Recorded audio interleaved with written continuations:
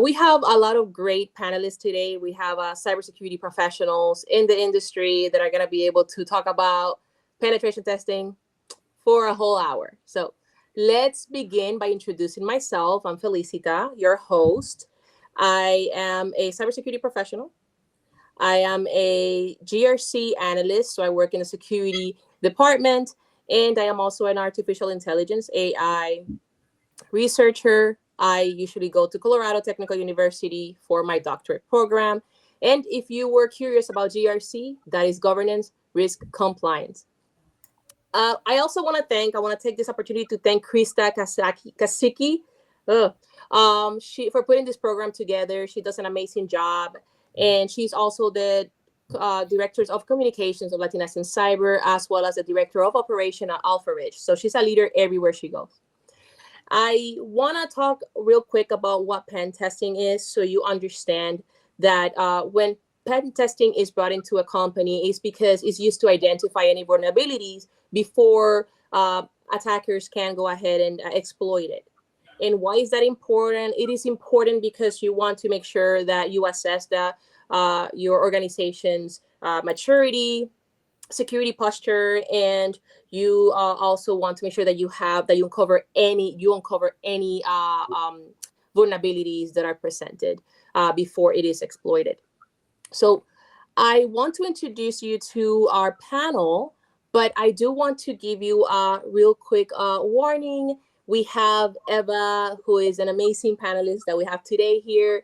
She will be dropping a little bit earlier today. So if you have any questions for her along the episode, please feel free to add it in the comment section, and we'll get back to you on those answers. So without further ado, I'm going to have the panelists introduce themselves. So I want to start with Eva. If you can please introduce yourself and give us a little bit of what you do. Sure. So thanks for having me. Happy to be here with everybody on the panel today. So I am an offensive security program manager at Microsoft. I have been in Microsoft for 5.5 years, and I've been in security for over a decade, and my experience spans a wide variety of domains in security. I've been focusing on offensive security. This has been kind of a passion of mine for a long time. I've been a hobbyist for many years, and professionally have been in offensive security for like 2.5 years or so. And my experience has been both in management, program management. Lately, I'm more focusing on architecting solutions that help us scale the impact from our offensive security operations. So my team is responsible for securing some of Microsoft's most impactful and some of our flagship products, such as our Enterprise Edge, the backbone of the Azure platform, as well as the Windows platform. And as of recently, we were also responsible for gaming security. So quite the scope. There is definitely no such a thing as a dull moment. That's amazing. And that's actually a lot. You have done a lot of great things. So thank you for sharing that with us. I can go ahead and please, if Miguel, you can introduce yourself. Good evening, everybody. I'm Miguel Lakkis. I have almost 30 years of experience in technology. Started in the education sector, helping K-12 introduce technology in the classroom, right? The entire digital transformation of the classroom. Then moved over to media, at News Corp, which is a large organization for media, becoming the CISO for the Wall Street Journal for some years. And then after that, moved into Wall Street. And I was the global CISO for Cantor Fitzgerald, right? Now I'm doing my own consulting company. It's called Bitbug, and we do forensics. We do penetration testing, all types of assessments and risk assessments as well for security, and other technology related software development and other issues there. So thank you very much for inviting me here. Thank you, Miguel, for having us. And we want now to introduce Dr. West. Hey, so how's it going? Good evening, everyone. My name is Gerald West, and so I've been in IT cybersecurity since 2003. So I kind of started right out of college, right out of high school. I held different roles such as help desk technician, network engineer, uh, security analysts, you name it, and now just kind of managing a team of cybersecurity professionals. So I've been in the industry for a while, learned a lot from a lot of people. And so hopefully tonight I can provide some guidance to those who are looking to get into a career here in cybersecurity. Thanks for having me. Thank you very much, and thank you everyone for introducing yourself. Yes, we do have a lot of our, at least a lot of our members in Latinas in Cyber who are looking for in a career in cybersecurity, and a lot of them, as they want to be pen testing, they want to pursue that role. So the first question that I have for all of you, and I want to start with Eva, is what cutting edge techniques in penetration testing are currently transforming cybersecurity for newcomers and industry transitioners? Wow. So that is a very common question that I feel like everybody wants to know. So the first thing I want to say is that cutting edge techniques and tools are constantly evolving. They're constantly changing. There's so many out there.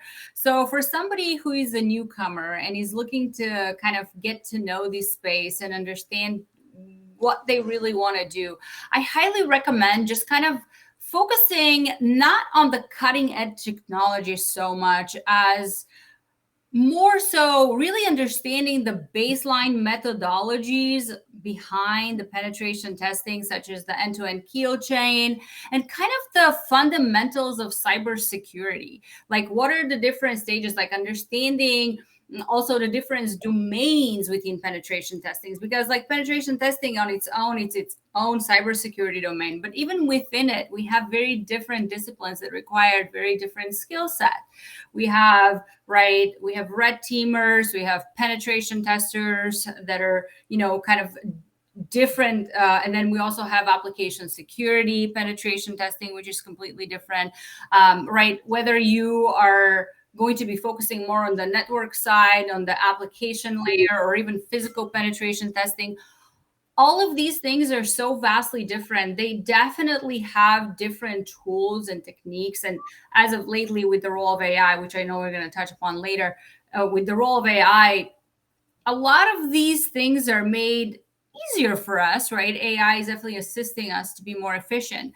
But if you're a newcomer, if this is something that you're interested in, I highly recommend looking at some frameworks such as the MITRE matrix.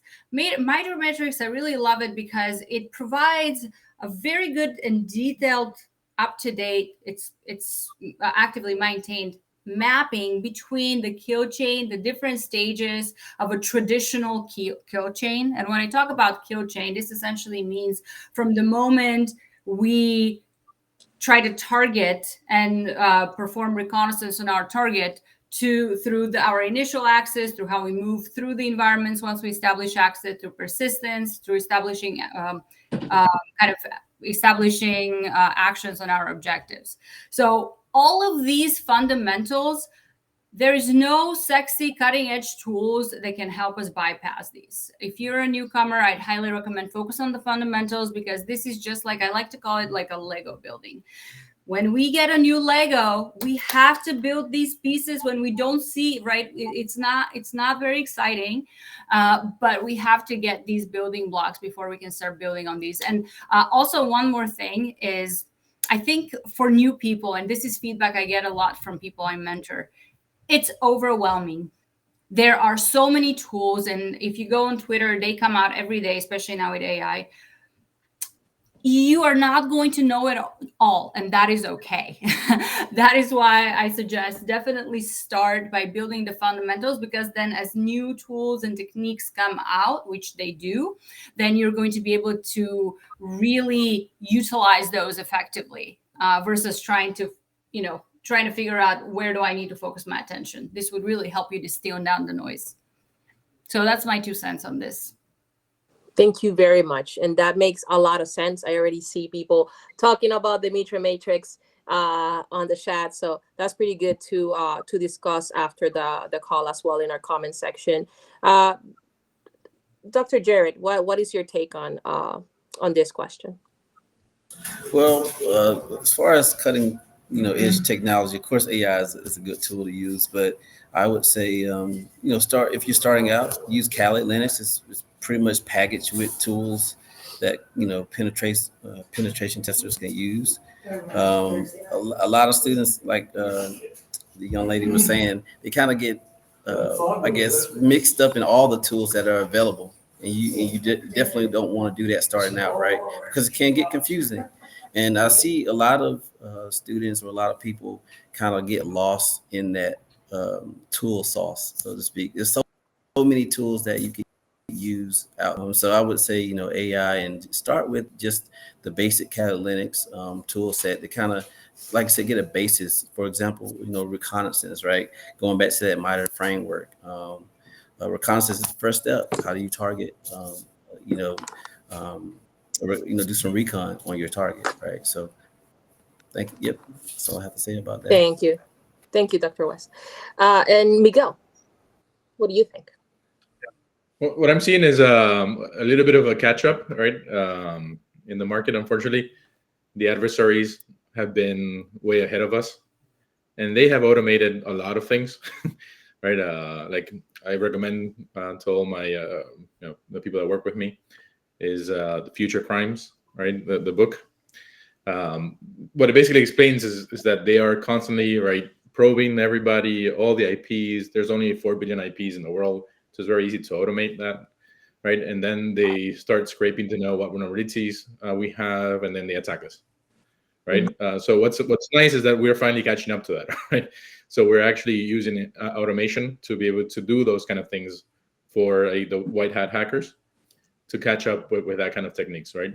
So orchestration, automation, you're starting to see a lot of companies that are trying to emulate pen testers, which is a great companion. I don't think it's yet a replacement to a human pen tester, but it's a great companion to that.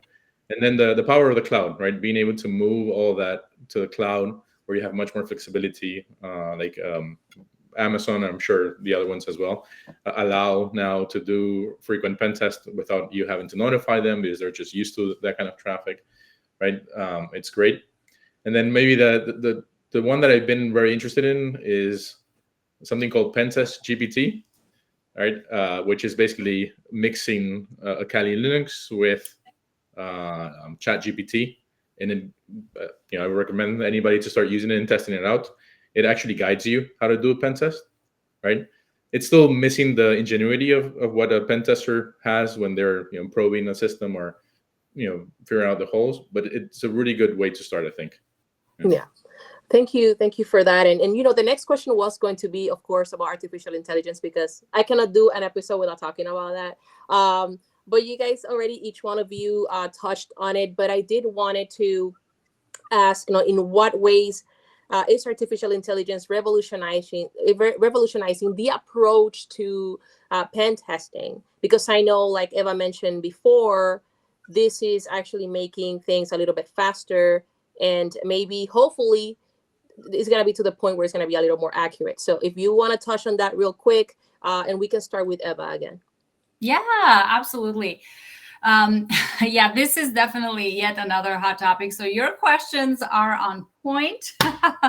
So I think there is an overarching perspective. AI is just making us more efficient, right? It's not yet, as we mentioned earlier, it's not yet replacing it, but it can really be useful for things such as attack campaign generation, right? When we are building attack simulation campaigns, we have to generate different scripts and pieces of code. And that usually takes somebody, no matter how good you are, it can take you like a couple hours, right? Especially when you go and try to research that particular technique from, if you want to emulate a specific APT or a threat actor.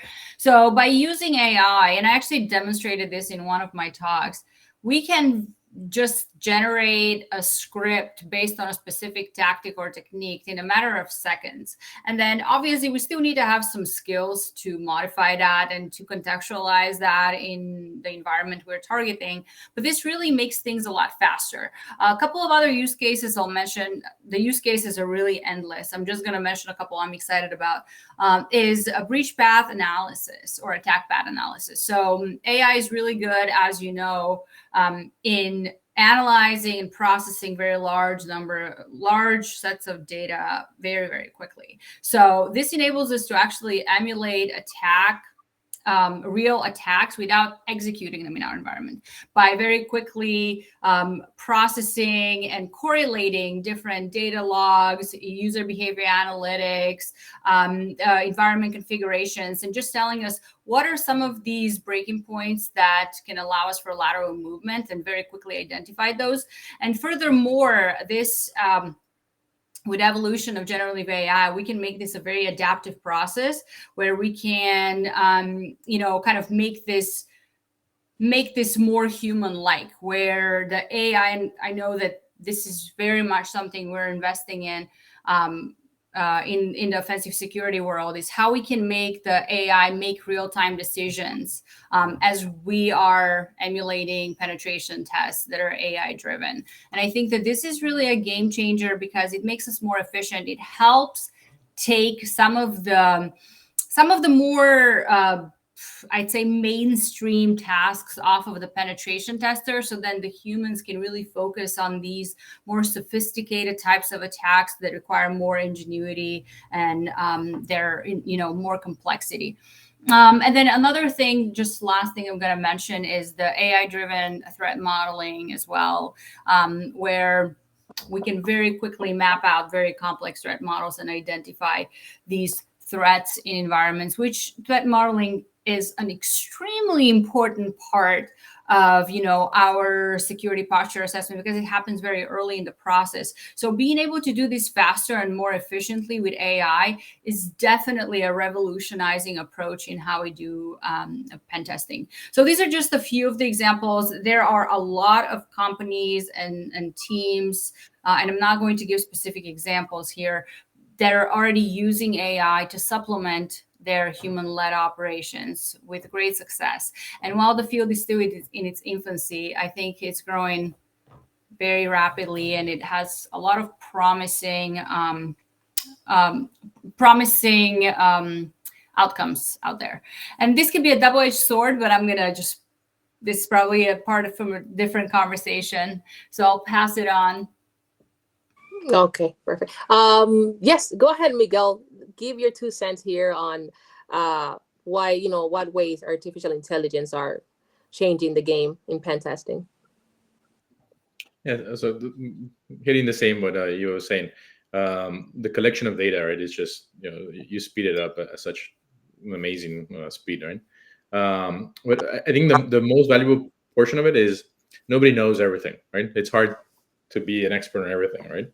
And having AI as a companion to be able to, make comparisons between the types of systems. And I'm going to make something silly, like, oh, how do you run a command if you're a Linux expert, right? How do you run a command to get logs from a Windows system, right? And maybe the pen tester has always been doing that with Linux and grep and all that stuff. And they go to AI and ask AI, how do I do this in Windows, right? And they're able to get that kind of response back, fairly quick. And they can transpose basically their knowledge from one system to the other very easily, right? I think that's the most amazing portion of AI. Of course, outside of the automation and speeding that up, but closing the knowledge gap between systems, it's pretty amazing in that aspect.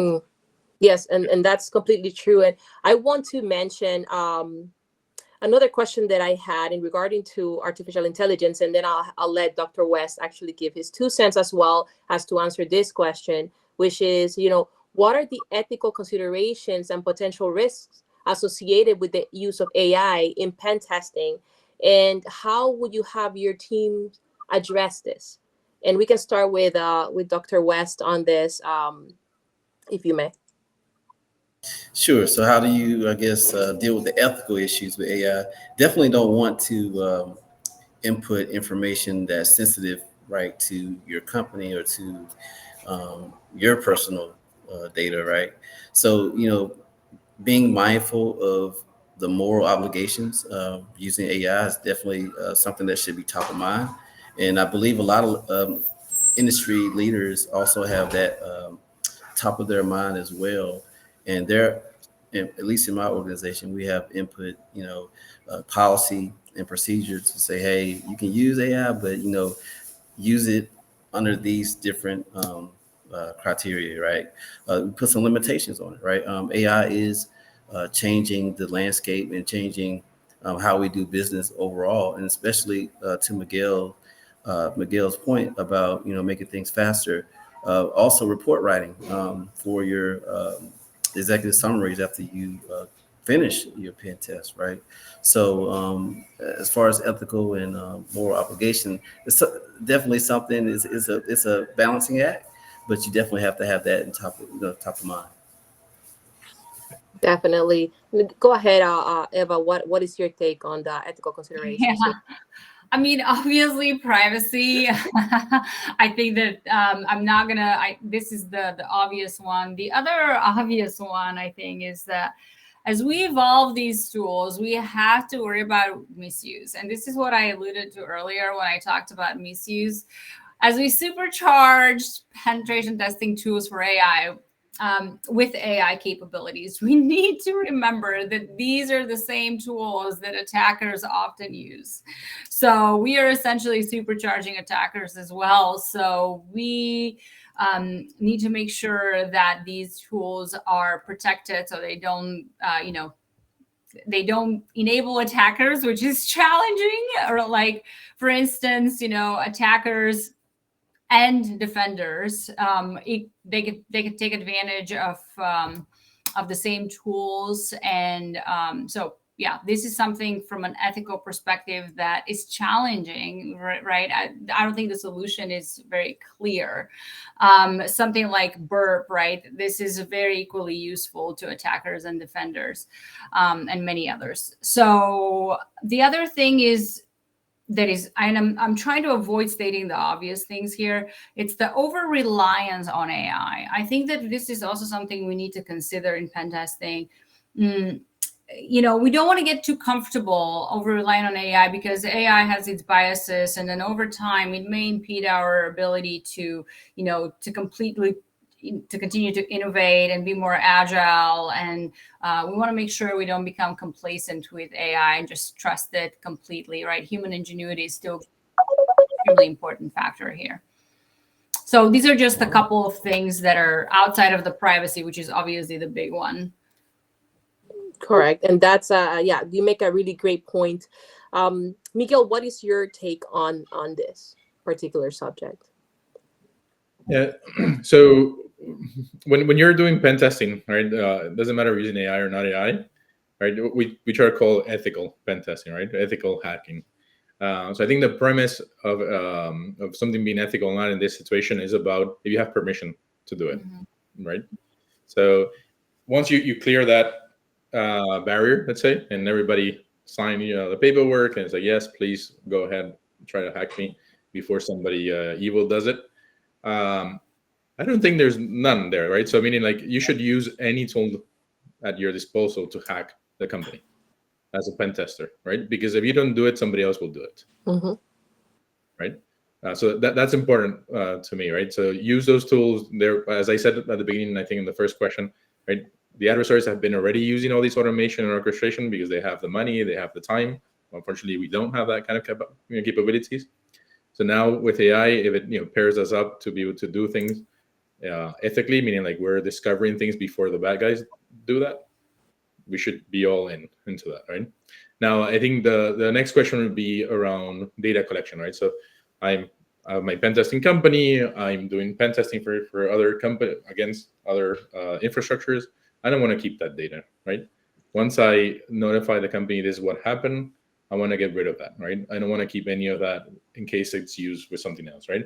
Or if I'm using a tool, I want to make sure the tool that I'm using doesn't collect the data or something that might create a breach while I'm doing my pen test, right? And it's no longer ethical, right? Now I'm actually causing a breach to the company, right? So those are the considerations that I would have when using these kind of tools. Thank you very much for that information. And my next question, I want to ask this specifically to Eva and Miguel. What tools and technologies are essential for those beginning in penetration testing, and what developments can be anticipated in the near future? You can start, Eva. Who do you want to start? Eva, please go ahead. Okay, thank you. 'Cause I need to drop soon. But yeah, so I think that this is also another great question.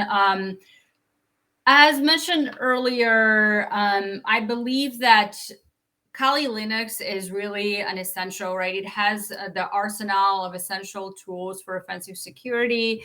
It's definitely something you want to get comfortable, right? Also, products such as tools such as Nmap, Metasploit, Wireshark, Burp, Zap, SQL Map. These are very kind of like fundamental tools that I think that right, I'm just throwing some tools out there that are really just kind of classics. However, it does depend what kind of penetration testing you will do, and that would dictate what kind of tools you would need. I think that being able to navigate Linux, it's definitely helpful because a lot of these tools are really Linux tools. So being comfortable with Linux is, I would say, a huge plus. Now, it's not necessarily a super big requirement. There are definitely tools, there are Windows tools, and there are penetration testers that only work in Windows. So I'm not saying this is a must, but I would say the majority of the penetration testing tools are Linux native tools. And then from a skills perspective, once again, this goes back to the basics, right? Once you get that solid foundation end to end, then you kind of start understanding what tools you really need. Like, for instance, no matter if you are a network penetration tester or if you're an AppSec engineer, it's very important for you to have a baseline understanding of security fundamentals and just some baseline networking understanding. Just baseline understanding of the different OCI layers, right, of the different stack, because no matter what you do, there is no right, real attackers don't just stop at a particular layer. So even if you're just an AppSec engineer, I think some network understanding would definitely be helpful. Understanding of the supply chain, understanding of the CI/CD pipelines and the different infrastructure, especially when we talk about cloud infrastructure. This is really important. And also one more thing that when we talk about emerging, right? This was kind of the tail of your question. I think that quantum computing is something that I would highly recommend people to start getting ramped up on. Even though it's still emerging, it will have a huge impact in cryptography and how we manage and protect cryptographic keys and methods. So this would actually become an essential skill. And I would highly recommend people to start getting ramped up on this now. And this would give you a competitive edge when this rubber hits the road, which is very much on the way.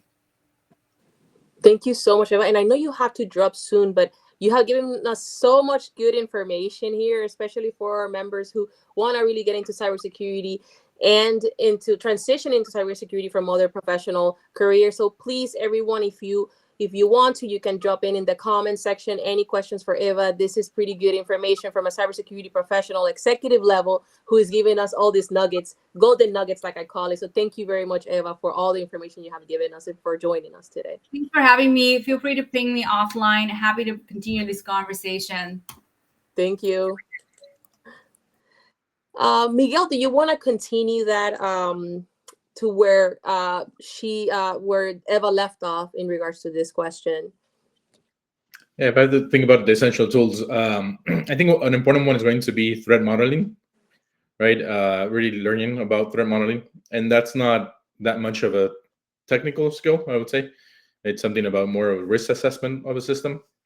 I think there's, I don't remember the name of the book now, threat modeling, but I think it's Adam Shostock. Sorry, so probably somebody knows it, right? He has a bunch of videos and training material on LinkedIn already, right? So that's a great place to start. Even with the free videos that he has, he probably has some talks on YouTube, right? The reason why I'm mentioning that one is because it's going to give you the mindset of how an adversary is going to think, right? So afterwards you can use those tools that Eva was mentioning, right? Yeah. Kali Linux, of course, it's probably the best place to start. Of course, Burp Suite, or learning the typical tools about Nmap and other the framework from Metasploit, right? Mm-hmm. How that works. OWASP Top 10, right? Or OWASP SAP, right? That would help you, create your tool set, right? For that. In the AI side, I think I mentioned before the pen test GPT. I think it's a fun thing to start with. It's a clever tool. I'm not endorsing it in a way, but just in case, I don't know who wrote it or anything. It's just interesting that somebody, people are already doing this.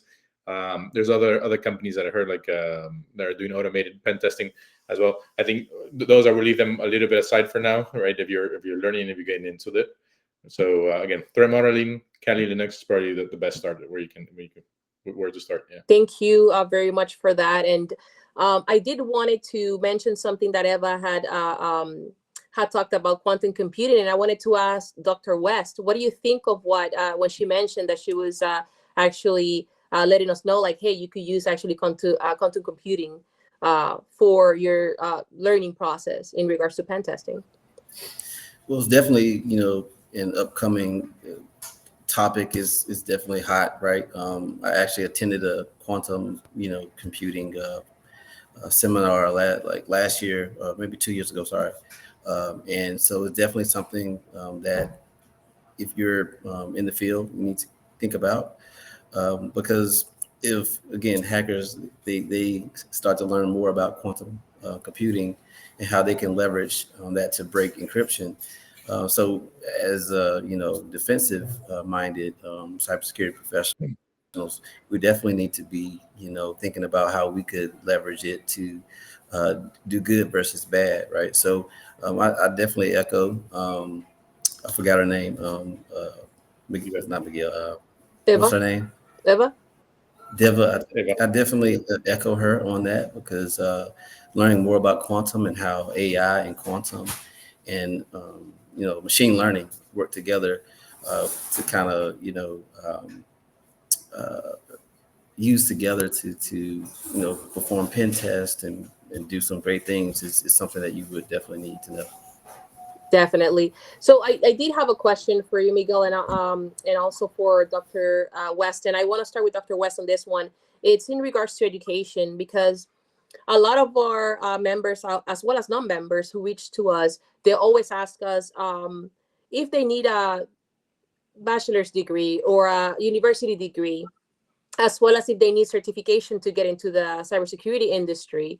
And it's kind of tough whenever there is information out there that says, hey, you don't need a degree, you can actually make it without it, go to a boot camp or go to this other course, or there's other information that says you need to have a degree. So it's just so much misinformation, and I want to clarify that here. What is your take on that as a cybersecurity leader, and what do you refer to our members and non-members that are thinking of getting into pen testing or in cybersecurity overall? Yeah, that's a very good question. I say it's a combination of both, right? Like for example, like you mentioned, private industry necessarily, may not take a certification. They may not worry about a certification or degree, but in the government, you need a certification. A lot of times, the government wants you to have a security plus, right, just to get on their networks. You may get by with a private organization who will train you, who will allow you to apprenticeship with them, and get, you can obtain your certification degree along the way. So it's different ways that you can navigate your path to either determining whether or not you want to pursue a degree or certification. But in my opinion, both are very necessary. But also depends. It's so variable. But I would say a combination of both techniques would definitely help you to have that edge to someone who doesn't have it. So that's my take on that. Thank you. Who doesn't? Go ahead. No, so that's my take on versus someone who doesn't have degree or certification. Also work experience, right? So, but one of the things that kind of is a catch-22, a lot of students or people are trying to break into cyber, they don't get the opportunity, right? So you have to. It's a hard thing, right? I have a testimonial of my twin sister. She was in the healthcare field for 15 years and wanted to get into IT. She finally got into IT, just starting off at help desk, but trying to get those other positions or trying to get someone to give her a job was very difficult. She had to be creative, right? So you have to kind of step out your comfort zone, and if you really want it, it's that hunger piece, right? Mm-hmm. A lot of times you have to have the hunger, and if you think of creative ways to try to get in the field, 9 times out of 10, someone will give you an opportunity. It's just that hunger piece that adds that edge as well. Thank you so much. And, I do agree with you in meeting in the middle. And I wonder what Miguel has to say about this. But it is something that a lot of people are concerned and they don't know what path to take because of that concern of, if I'm going to go apply for a job and I don't have a degree, am I going to get it? But it is all about the hard work that you put in, but also understanding the process and what the employer is asking you to do in this particular, like, what are they going to hire you for?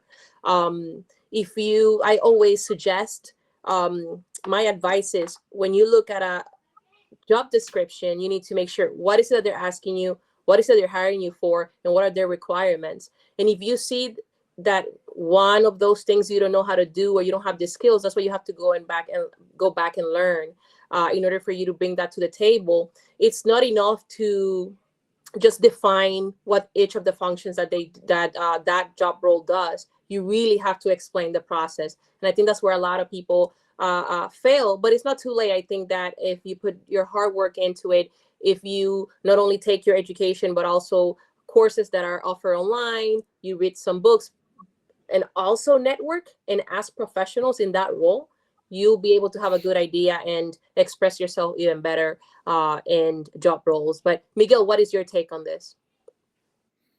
Yeah, so I probably have a similar take. I don't have a college degree, right? I started very young, so I'm going to recommend another book there, Outliers by Mark Goodman, right? Where he explains about if you do something, repetitively, you become an expert in it, right? So the amount of hours that you have in computing is going to help you with that, right? So my recommendation to everybody is, if you want to get into tech, want to get into pen testing, right? It depends, right? Where you are, there's a lot of places where you can help already, starting with your family, your friends, Mm-hmm. right? Well, everybody has computer problems, right?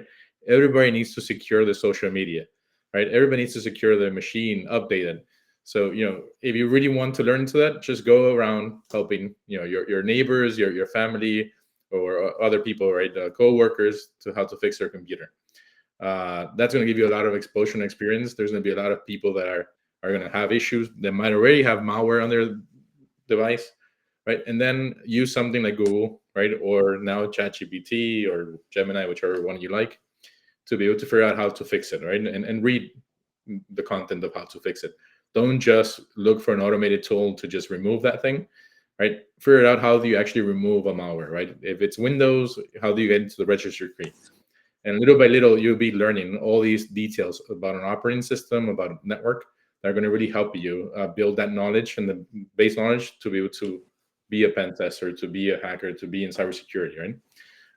I think one of my recommendations is always to try to be an expert on one area, in like if it's Windows or Linux or engineering, like software development, even maybe project management in technology, right? Even that, and if you do it long enough and then you want to pivot into security, you're going to understand what a risk assessment is, Mm-hmm. right? And suddenly, if you do what I said about, actually give some hands to fixing issues and malware and securing social media, their passwords, two-factor, you'll be building those skill sets necessary to be able to become a cybersecurity practitioner. Right?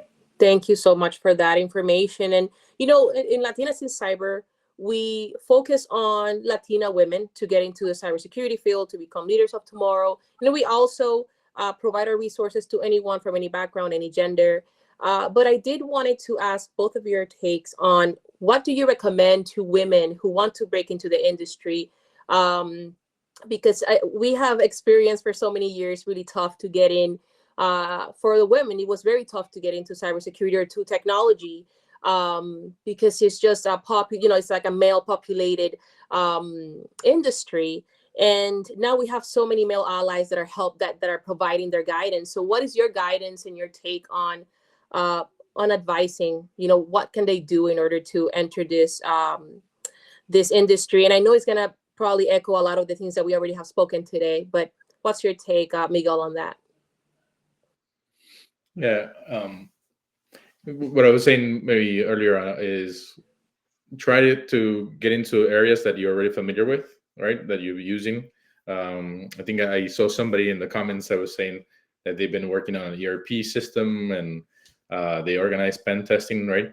So, learn what the ERP system is, how it's actually built, what's the back end, what's the front end, how the custom users use it, right? Think about the data that's in there. And again, going back to threat modeling in the book that I recommend about threat modeling, think as a bad guy, and then play with ChatGPT nowadays, right? And say, hey, ChatGPT, how would I break into this computer, this type of database, right? What are the vulnerabilities that are most popular for this database, and how would you emulate it, right? And get Kali Linux and practice it, right, yourself. I think that's a good way to start to be able to get into it.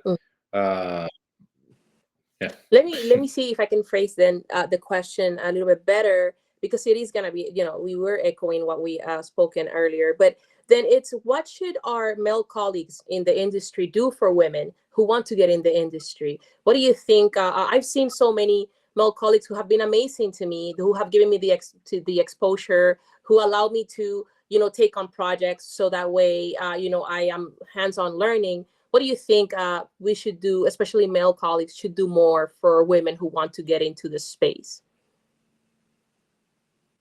Yeah, so like in the pen testing area, writing reports are probably not something that a lot of the technical people like to start with or end with, right? They want to do the hacking portion, right? So maybe that's an area that can help build it, correct it, and it's also going to expose you to the vulnerabilities and the issues, right? They're probably going to love the help there. And then seeing when you can actually, maybe like when there is a remediation, it means that you're testing to see if they fix the issue, if you can be maybe exposed to some of those remediation steps, right? And you can actually perform them for them. And that's going to give you the exposure that you need. Thank you. And what do you think, Dr. West? Well, if you were my colleague, I would definitely pull you into what I was doing. I think just making you equal, making you feel equal to me, and showing you that, hey, asking you, hey, do you want to learn this? Do you want to learn that? Trying to also understand your interests and see what drives you, right? So I definitely would try to collaborate with you and try to ask you in this scenario how you would want, what would you want to do to kind of get a good feel and get your footing in the door here. Mm-hmm. That's great. Thank you so much, because I would love to have more leaders, male leaders in the industry, think like Miguel and think like you, Dr. West. And I have been very, very lucky to have great directors, great managers who are male, who have really helped me. And I see that they have helped other women also in the industry. And they just kind of take a back row for a second just to have us learn, and get either to their place where they are. And sometimes they even tell me, no, I want you to be better than me, better, and go and do whatever it is that you dream of. So that's pretty good. And I think it's a very important question to ask all the leaders in the industry of what is it that they're doing for women out there, for any background and any gender as well, like, for anyone also that wants to get into this space. I have another question, and this one is going to be, before we get into the questions from our audience, is how are bug bounty programs evolving to address the increasingly, sophisticated tactics that are employed by cyber attackers? Because we've seen a lot of different type of attacks that have been exploited, and then we've seen how bug bounty can help organizations kind of find this when they kind of find it themselves. And you can start, Miguel. Yeah, I think the bug bounty programs are expanding, but in my experience, there's also I'll say lone rangers that are out there that are knocking your door saying, "Hey, I found this." So as a company side, it's a maturity issue, right? You have to get to a certain point where you can offer a bug bounty program, right? Because if you offer it too soon, you're gonna be paying off like you're gonna be losing a lot of money, right? So you have to make sure you do all the pen testing, all the reviews, everything, and that you feel comfortable when you open a bug bounty program, right? Mm-hmm. And then on the other side, right, with these advancements of orchestration, automation, machine learning, AI, right, there's more and more pen testers, right, or white hat hackers that are getting into the game and making some bugs on the side. I think that's very interesting. It just it improves the entire market, right, and improves the whole position of the maturity of our organizations. So that's great. Pretty fun. If you want to be a bug bounty, here we go. This is a fun function of or area of cybersecurity, especially in pen testing. Dr. West, what is your take on the bug bounty?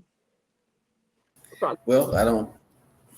That's not my area of expertise, but I definitely kind of echo Miguel there.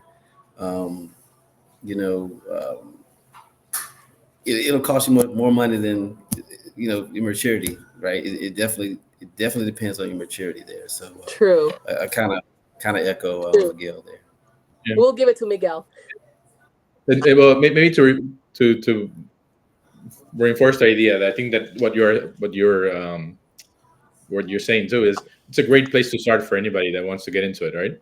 And my recommendation in that area would be try to look for the top 50 vulnerabilities. Okay, and just look it up online, and don't go for the first one. Go for the last one. Go for the number 51, right? And then with that number 51, try to see if you can go to these bug bounty programs from all these companies and see if you can exploit that one vulnerability, right? If you find it somewhere. And then you're doing it legally, you're doing it through an umbrella that's going to protect you, right? And at the same time, it's going to give you an exposure to just detecting one thing, right? I think that's it just came to my mind. I think that's a great suggestion for anybody that wants to get into that. Right, is to do it that way. Yes, no, definitely, and I think it's also a big plus for companies that are able to fund a bug bounty program. I know that Dr. West probably has some technical difficulties, but we're gonna continue on and wait for him to come back. But I did wanted to also there's a question here from the audience: is are there legitimate concerns that compliance legislation is moving too slowly to allow the sort of testing that will bring to light the vulnerabilities that threat actors using AI are ready to exploit? Okay, that's a heavy question. I know that legislation is moving slow, but I think it's a good thing. And because we don't want to be, if we decide to have like an AI regulation in just 1 year, you should be worried, because this takes years to make sure that we have a concrete and a good regulation in place for artificial intelligence. So what is your take on this, Miguel? Yeah, I think the question is around if regulation is not allowing us to move fast enough. Is that? Yeah. So I'm not sure if a lot of people are following the regulations around AI. I think they've been recommendations, advisories at this point. I'm not sure there's one specific that the person that asked that question wants to drill into. But I think we have to be very careful that our other nation states don't have regulations, don't have laws, and they want to hurt us. So we need to make sure that we allow innovators to be able to innovate as fast as possible with AI. That way we can build our defenses and be much more prepared for any other kind of attack. Right? Definitely, definitely. That actually goes to another question about what are the ethical considerations for deploying automated security tools and AI in cybersecurity.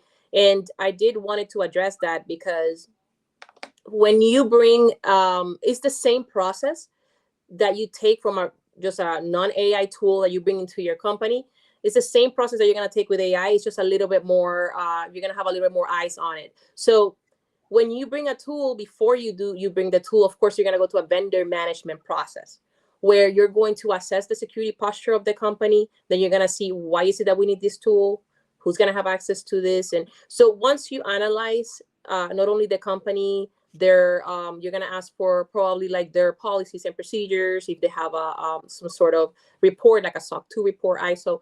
Once you assess the security posture and you decide that you are going to take this tool, you have to also take advantage and look, especially for an AI tool, you want to see, does this need like more pair of eyes besides like sourcing and besides taking the vendor? Meaning, is this tool going to bring a material impact to the company, where we need to have a legal team or the privacy team, security team together to decide if we're going to be able to allow the access that this tool is going to have, the data that is going to be processing, where is it going to be processed. So you want to then go through a governance process. So it's very important to think that for you to know that the same process that we're taking for those regular tools that are going to come in without that are non-AI is going to be the same process with AI. We just have to make sure to understand that this is, beyond human intelligence. So you want to really look at the risk here when it comes to AI. What do you think, Miguel, with bringing those AI tools into the organizations?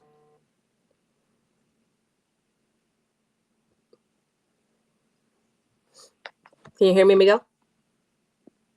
Yeah, I agree, 100% with you. Say that a practitioner, somebody's coming into it as well. You should spend some time reading terms and conditions, right? The security addendums or data privacy addendums.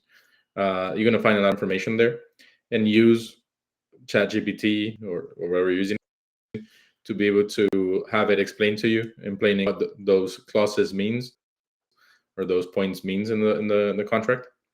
So to try to figure out what they're really trying to say, and what are they really trying to do, right? I think a lot of the companies today, especially the ones that they're free, they're offering free services, right? You are the product, right?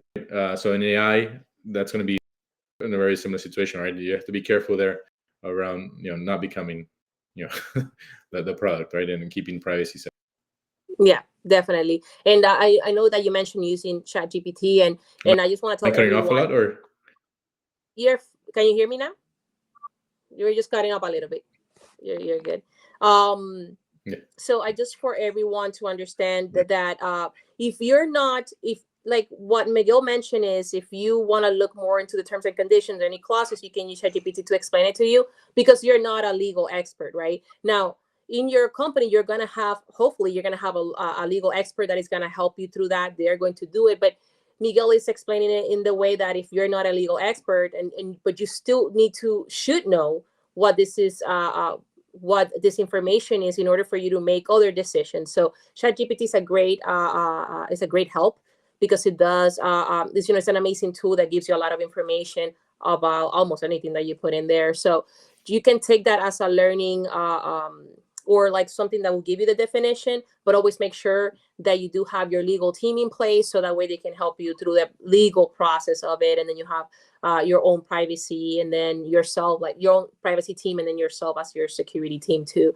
make these decisions. So to make sure that your company is compliant with regulations like GDPR, CCPA, and all the ones that we can mention along the way. Let's see if there's another question from the audience. Let's see. So one of the questions that they had was, as an executive, how do you make the business case for more aggressive and dynamic testing to the C-suite or to business owners when it is seen as a really costly, as really costly.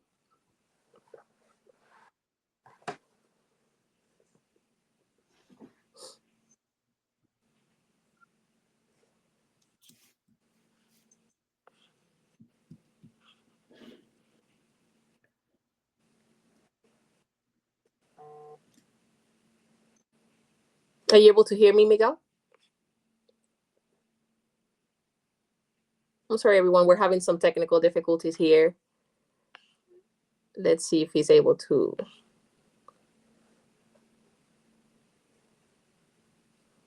join us.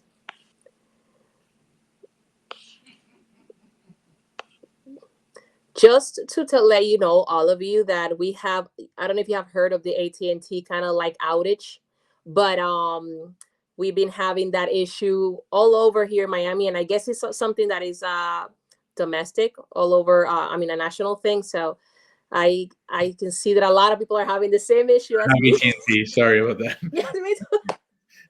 I was the whole day in my house. That's why I'm here in my mom's house. Yeah. So let me repeat again the question. As an executive, how do you make the business case for more aggressive and dynamic testing to the C-suite or to business owners when it is seen as really costly? Yeah, so one is finding providers that are not that costly. Mm-hmm. Right. I think an important way to doing that is something what we do is we do constant pen testing to be able to drive down the cost. Right. So we try to do like a yearly agreement to be able to drive the cost down, right, and make it much easier for companies to do pen testing. Right. We call it's a red ocean, meaning there's a lot of competition, so that you can really get good pricing out there. Sometimes it's better to have a smaller pen test done that you can afford, right, versus not doing one, right? So I think that's an important thing. You time box it to maybe do a pen test of 2 days or 3 days or 1 week instead of doing a month-long pen test that costs you 100 times more, right? So there's different techniques for that, and make sure to build up the case, right, where you say, I think 20 years ago or 15 years ago it was much harder, but nowadays there's so many examples that you can show to your executives in the different types of markets of your financial services and your media, education, and health. There's so many examples nowadays that if you do like 2 or 3 of those examples, it would be really hard for a executive leadership or a board to say no for that. And then again, if you have that together with a good price, right? Yeah, correct. Well, thank you for that information. We're almost done with our episode. This has been very exciting. We have gotten so much information. So I wanted to ask you, Miguel, what is like your last piece of advice for all of our individuals who want to get into cybersecurity? Yeah, it's to try to get into an area that if you're already doing or that you're comfortable with doing, and trying to be an expert in that area, right? So to make sure that you can get the exposure necessary, the experience necessary to become sort of an expert in that, right? And then you start figuring out how would a bad guy, right, an adversary, be able to attack that thing that you're knowledgeable about, right? Yeah. And building your knowledge in that way, right? Of course, you want to read like what's a threat model, play with Kali Linux and other tools like that, but just try to be comfortable with what you like the most, right? So another example is that you use Mac or Windows. Know your Mac or know your Windows inside out, right? That's the first tool that you should be, very knowledgeable with. There's no excuse to say I don't know this, right? There's so many things, so many tools again with AI as well that you, like if you're in Windows, you should know what the registry keys are for, right? You should know where most files are located, right? And how most malwares work, right? You can look at malwares that have been popular out there and see how they affect the system to get the knowledge around that. Thank you so much. I do want to say that everyone who wants to get into cybersecurity as well, if you just make sure that you choose a role. I always say this in all of my speeches that I give in regards to career advice is know the role that you want to get into so that way you can focus on that. Sometimes when you just look in at cybersecurity in a general way, you kind of lose track or lose time And it's just like Dr. West earlier, he said, bug bounty is more of Miguel's expertise, and that is fine. And that is something that you should take with you whenever you are reaching out to professionals in the industry. If you're looking for like a penetration testing role, make sure that you do reach out to those that are professional in that role, because it's easier for them to give you more like detailed advice than if you come to me as a GRC analyst, that I can give you some advice, but it's not going to be as precise as a pen tester who has already done the work. So just keep that in mind. And also don't worry about, that sometimes we're worried because we hear a lot of people who don't support us. Don't worry about that. Just worry about your vision. If you're able to see your vision and have a clear understanding of where you want to go, everything else is going to fall in place, and you're not really going to worry about those that are not supporting you, that say no to you. You're just going to worry about the end result. So make sure that you're positive, that you believe in yourself. And any questions that you posted in the comments that were not discussed here is okay. We are going to go into the comments and try to answer them today and tomorrow.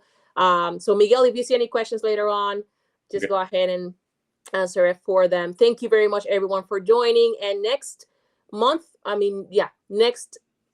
we're going to have actually our next episode. So we're very excited about that. We're going to talk about women who have actually opened their own cybersecurity firms. So that's going to be exciting. I hope you're there, Miguel, to actually watch in the audience, all these women who have been able to open these firms. And then also today is the last day for our mentorship academy. So if you want to sign up for the mentorship academy, go ahead and go to our page, Latinas in Cyber. Please make sure to follow Miguel, to follow Dr. West, and to follow Eva in the LinkedIn, and see, you can keep tabs on what they're working on in their careers. So thank you, everyone. Thank you for joining, and you have a beautiful day. Thank you, Miguel, for everything. It was a pleasure having you. Yeah, thank you. And feel free to reach out if anybody has any questions and wants to chat about anything. Thank you, Miguel. Take care. Bye.